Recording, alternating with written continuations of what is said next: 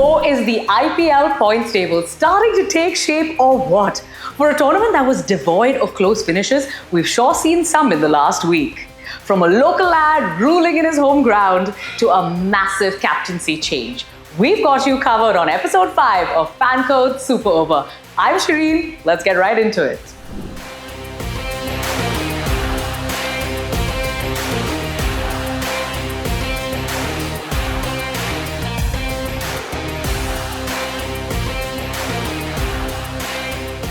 We have to start with the biggest news that came our way, an uncapped MS Dhoni back as the captain of the Chennai Super Kings, with Ruturaj Gaikwad ruled out of the tournament with a fractured elbow. But even Captain Cool's return couldn't spark that turnaround that CSK needed. They sunk to new lows with their 5th consecutive loss and their lowest ever total at Chepauk. Losing your star batter in an already struggling batting lineup is far from ideal. And unfortunately for CSK, they could be staring down the barrel of an early exit. It really begs the question though, is there any such thing as a home ground advantage this season? CSK losing at home at their fortress is the rarest of rare sights. And over the last week, we've also seen RCB lose their second home game, thanks to KL Rahul's scintillating unbeaten 93 against his former franchise at his home ground. MI and KKR similarly lost some high-scoring thrillers. And it seems like the visiting team is winning every other game. Now this season, instead of a home ground advantage, are we witnessing what we can call a home ground disadvantage? One team that had a pretty good time at home, however, were the Punjab Kings. And it's quite ironic that an uncapped Indian player meted out some severe treatment to a team that hasn't really backed their youngsters as much as some of the other teams. Priyansh Arya took the IPL by storm with a 39-ball 100 and maybe gave CSK a little bit of a reality check that they had coming. Punjab, of course, defended that total by 18 runs, marking yet another instance of a team posting a score in excess of 200 and coming out on top. That's been a trend this season, with a total in excess of 200 chased down successfully just twice out of 12 occasions. There was, of course, that freak run chase by the Sunrisers Hyderabad. 246 chased out with 9 balls to spare. Ishant Sharma, what a guy, what a player. 141, the highest ever individual score in a run chase in the 18-year history of the IPL. But that was just an outlier, wasn't it? But chasing hasn't been easy, and if you want further proof, there were enough instances in the week gone by. Let's look at Royal Challengers Bangalore defending 221 against the Mumbai Indians at the Wankhede Stadium, despite a Hardik Pandya blitzkrieg. How so? Fancy this. When Hardik Pandya walked out to bat, the score was 99 for 4. Him and Tilak Varma clobbered the RCB bowlers all across the park, scoring 82 runs off just 29 deliveries. Then Tilak Varma hits Yash Dayal, him again, for a 6, and there was a ball change. And the next 19 deliveries produced just 28 runs. The ball change rule, coupled with the fact that there's been little to no dew, has definitely helped teams defend big totals. The rule change allowing bowlers to apply saliva on the ball has also kept batters quiet, as demonstrated quite expertly by Mia Mohammad Siraj.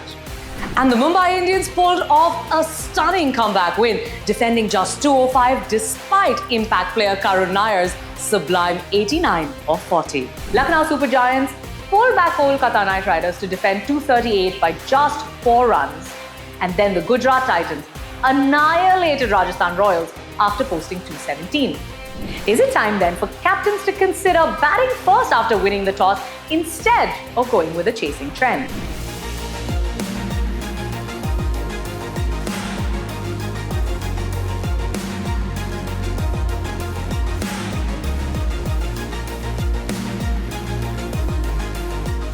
Time to look at the buzz on social media. And critics of KL Rahul, you know who you are. They're surely eating their words right about now. How about this for a celebration inspired by the famous movie Kantara? But what is with former RCB players dethroning RCB at the Chinnaswamy? First it was Mohammad Siraj, then came KL Rahul, and with Punjab Kings visiting town this week, Glenn Maxwell, Yuzi Chahal, are you guys watching this? There is simply nothing that Axar Patel can do wrong now, can he? Rephrasing what Virat Kohli once said, Bapu, Tariq captaincy kamal che. How good has he been at the helm for the Capitals? A future as an India captain, maybe? Speaking of Virat Kohli, we all know how quick he is between the wickets, but this stat is a little bit damning. In the latest instance, we saw Phil Salt getting run out after a miscommunication with Kohli, and the wheels came off a bit for RCB post that. He hasn't had the greatest starts to life this season at the Chinnaswamy, but will he be able to turn things around later this week? But that uncapped wicket-keeper, you know who I'm talking about, right? Sure has reasons to worry. Nicky P, who CSK will face on Monday, is just one short of levelling their entire six tally for the season. But it's not just Nicky P. How do you stop a top three of Mitch Marsh, Aiden Markham alongside him? And the day that Rishabh Pant starts firing, it's going to be scary times for the other teams. Pant may have had his troubles with the bat, but it's had no effect on his sharp mind on the field. Rishabh Pant in the art of slowing down a game. We've seen him do this before in a big finals for India, and he was at it again for his team LSG. Now from a wicketkeeper up north to one down south. And this one is for all of you criticizing an uncapped 43-year-old featuring in this IPL. Why not? When there's a 64-year-old international debutant all the way from Portugal.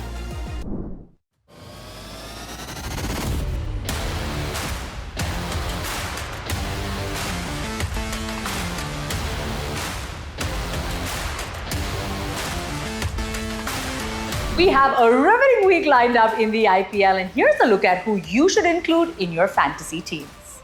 Has there been a better ball striker this IPL than Nicky P? 349 runs so far, with a strike rate of above 200. That's just bonkers. Plus, he can sing too. Leave him out of your fantasy team against CSK at your own peril. From one left-hander from the Caribbean to another, Sunil Narayan, with both the bat and the ball, will be key in KKR's away game against Punjab. He's got 5 wickets so far this season and has scored 125 runs at a strike rate of just below 190. An all-rounder of this caliber, worth his weight in gold.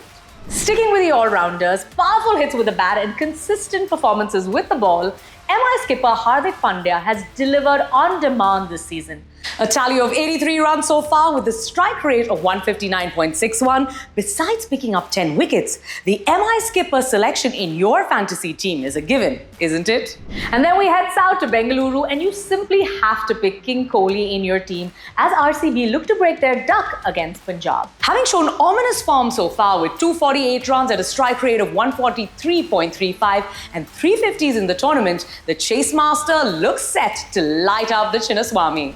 How could we speak about the Chinnaswamy and not mention KL Rahul? Going from his home ground to his franchise's home ground, he's going to be looking to carry that form against Rajasthan Royals at the pocket-sized Arun Jaitley Stadium. The bankable Mr. Rahul, who has so far scored 200 runs in just 4 innings at a strike rate of 163.93, is a no-brainer. His form makes him a complete no-brainer for selection in your team. Those were our picks courtesy Arjun Kumar. You might know him as the Fantasy Cricket Guy on Instagram.